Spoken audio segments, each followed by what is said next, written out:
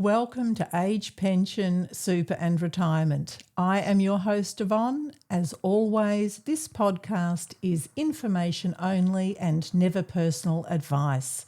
I'm pleased to be welcoming back the Director of Prosperity Planning Partners, who will be discussing today's episode, which is account-based pension and pension phase. Hello, Gayle Mckew. Thank you for having me. Here we are with the first question, if I could, Gayle. What is an account-based pension?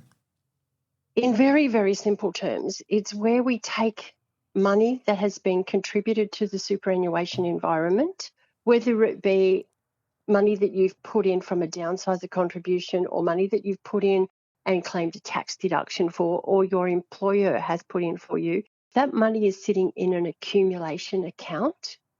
It can be turned into an account-based pension. Now, it sounds totally weird to say an account-based pension, but literally that means that the minimum drawdown that you have to take from your super income stream, because it's a superannuation-based income stream, becomes a tax-free income. And there's a minimum drawdown for you to be able to meet that tax-free status.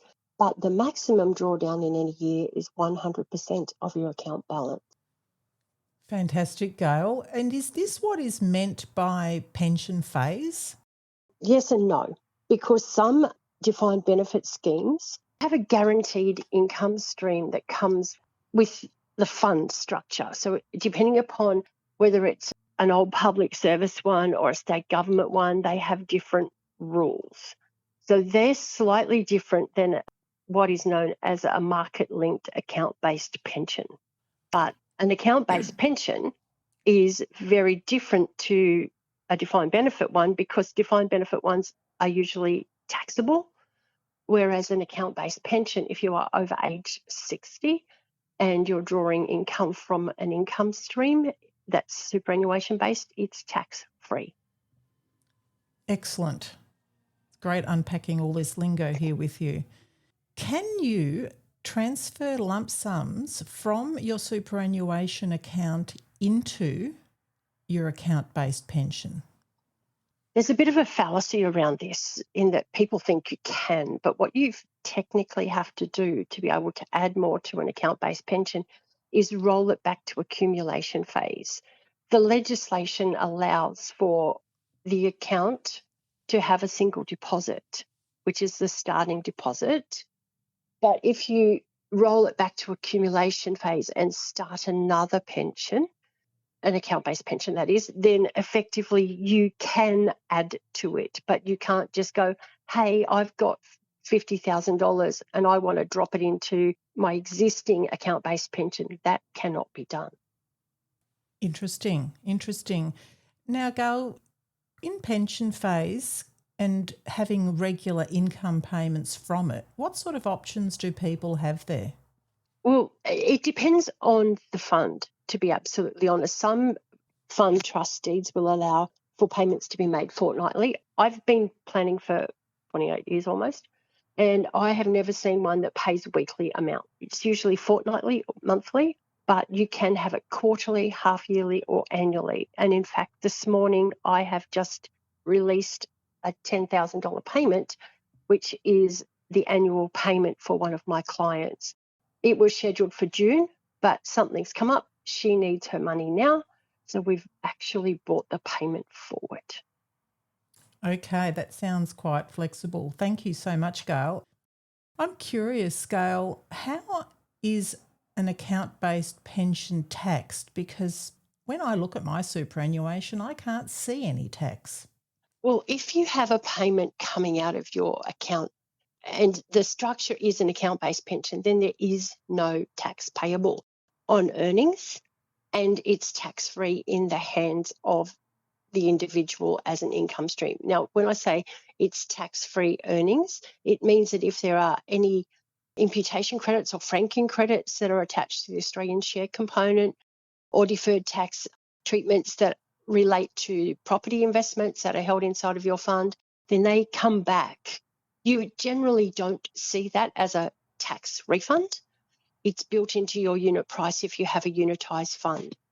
If you're like me and you have a self-managed super fund, you will get a refund paid to your super fund's account that effectively gets added back into your account balance. That's fantastic, and we will touch a bit later what actually this self-managed super fund is that you speak of. Another phrase that I've come across is a binding nomination. Would you mind explaining to our listeners what that actually means? Yes, it's not kinky. Let's get clear with that. It's not kinky at all. It's actually going to be something that is allowed or disallowed by the fund that you're in, their specific trust deeds. Some of them have a binding lapsing nomination. Some of them have you can nominate beneficiaries, and some of them will go you can have a binding non-lapsing nomination. Now, what that means when we have a binding nomination, whether it be a lapsing or a non-lapsing one, is that it is a clear instruction to the trustee of your fund that you want your money to go to person X. And that means that if it's within the binding period, so if it was a 3-year binding nomination and you passed away, then within that 3-year period, that's what the trustee has to pay the money to.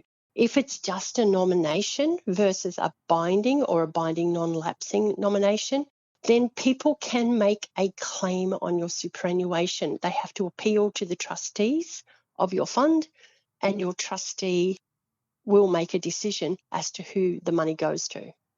That's so interesting, Gail. Can I also ask who can be nominated as a binding nomination? You can nominate real people if you wish to, or you can nominate your legal personal representative, and that is your estate executor. Thank you. Thank you so much, Gail. Now, how does Centrelink treat an account-based pension? Can I say it depends? And it does, because there is a separate treatment for account-based pensions that were in place prior to the 1st of January 2014.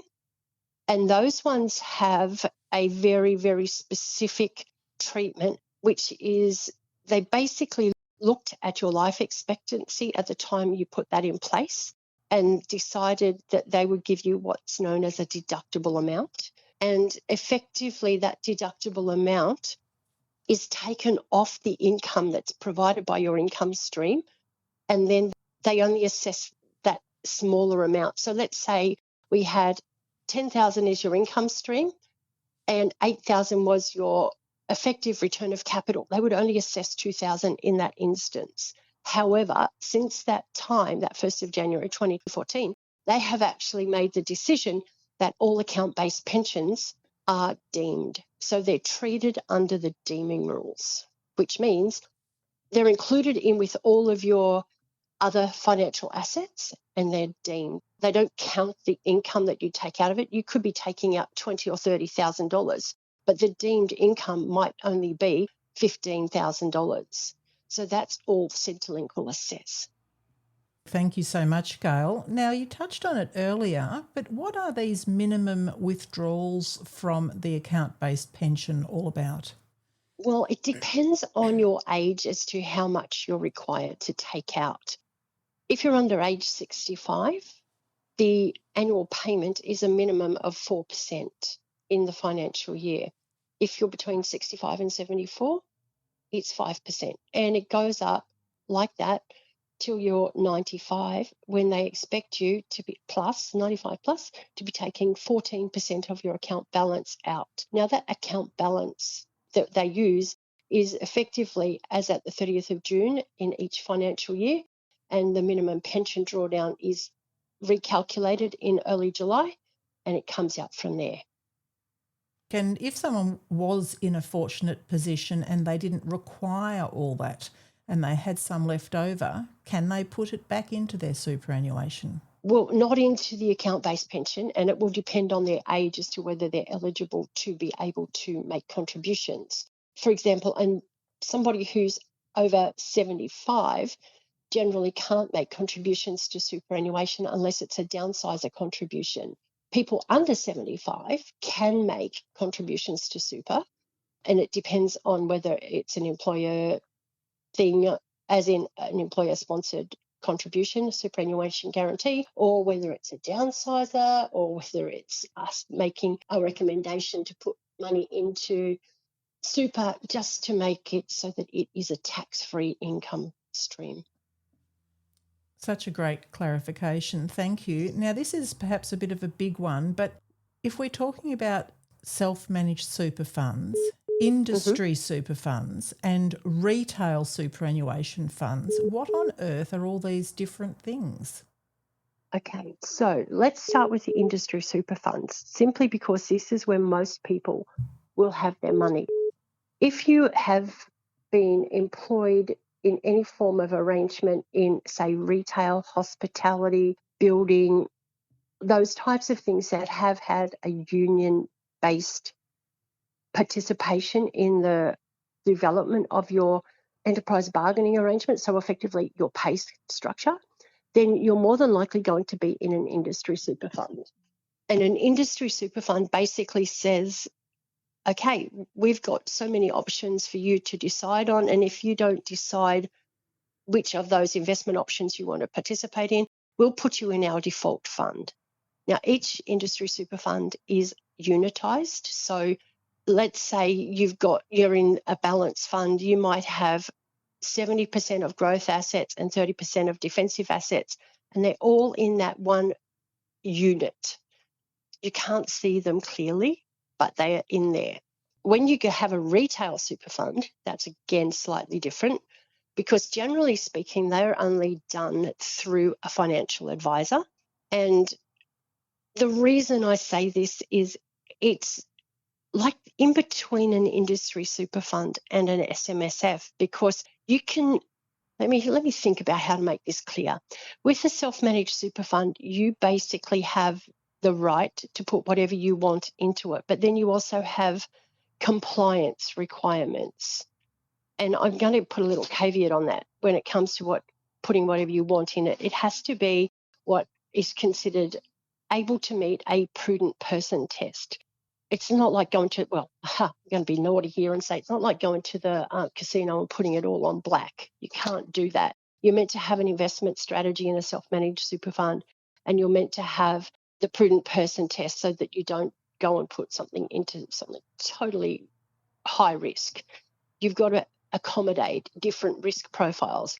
But in a retail super fund, you actually are still operating under the trust deed of the retail super fund. And I'm going to name some names, but it's not a recommendation. So you may hear of Colonial First State, BT Panorama, Hub 24, Net Wealth, Macquarie. They're all providers of retail super funds. There's plenty more. These are just a few. And those retail super funds have a trust deed, and that means that providing you are willing to work with your financial planner usually and put what is necessary in investment-wise inside of your superannuation fund, and you meet all of the rules that are basically outlined in the trust deed of the fund provider that we choose, then you have a retail super fund. It does have some limitations in a retail super fund. You can't go and put money into a direct property, for example. But if you have a self-managed super fund, you can go and buy direct property, as in something you can touch, something you can paint. You can rent it to tenants that are not related to you in any way if it's a residential property. But if it's a business property, as in a real commercial property, then you can buy it in your self-managed super fund's name and potentially lease it to your own business, as long as it's met at market-linked terms. So nobody's taking an advantage and you're not paying any extra rent. That would be non-arm's length, and there's some penalties for that. So you've got to make sure it's arm's length. And with a self-managed super fund, you have a physical trust deed that you help design, and you have to run your fund based on the rules of your own trust deed. So one of the first things I ever say to clients when they come to me, if they've got a self-managed super fund, please can I have a look at your trust deed and your investment strategy, because we need to know what we're allowed to do. And if their trust deed says we can do it, we can do it. If their trust deed doesn't include a specific thing that they want to do, then we would upgrade the trust deed to reflect that need. That is so much clearer to me now, Gayle. Thank you. I thought I would made it all muddy. I'm so sorry. No, this is something that we can listen to and re-listen to if necessary, because they're all just words to a lot of us otherwise. Thank you. Oh, thank you. Gayle, if someone wanted to contact you, how could you be reached? You can email me at Gayle, Gayle, at prosperityplanning.com.au, or you could give me a quick call on 0407 159 298, and believe it or not, I do return calls. Wonderful. Now we're going to look at transition to retirement, TTR, often mentioned in our Facebook group. Would you mind enlightening us all? What is this? I had a conversation about this with a potential client only yesterday, because they said, what is this? I don't know. I've heard of it. It's sometimes referred to as a TRIS, transitional retirement income stream. That tends to be something that accountants and SMSF specialists will talk about. But effectively what you're doing is you have met a condition of release. And for most of us, that's 60 and above. And that means that you have the opportunity, regardless of whether you're still working full-time or not, to implement a transition to retirement strategy. So effectively, what happens is you're allowed to move a portion of your superannuation to create an income stream, and you can then potentially increase your contributions to superannuation to offset, shall we say, the difference in the income that's being provided by the income stream.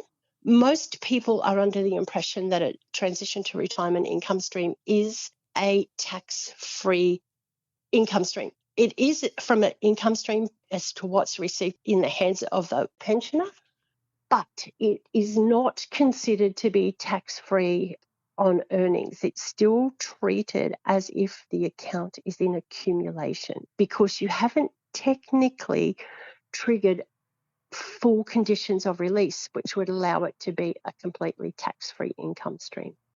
Can I just add to that? Yes. With a TTR, those minimums that we talked about earlier, before under 65, it's 4%. The maximum is 10% of your account balance. So you can't just roll it over, take 100% of it out. There are caps on it. That is really helpful to know. Thank you so much, Gayle. For our international listeners wishing to join our Facebook group, the code word is orange. And thank you so much, Gayle, for helping us to unpack this topic. You're more than welcome.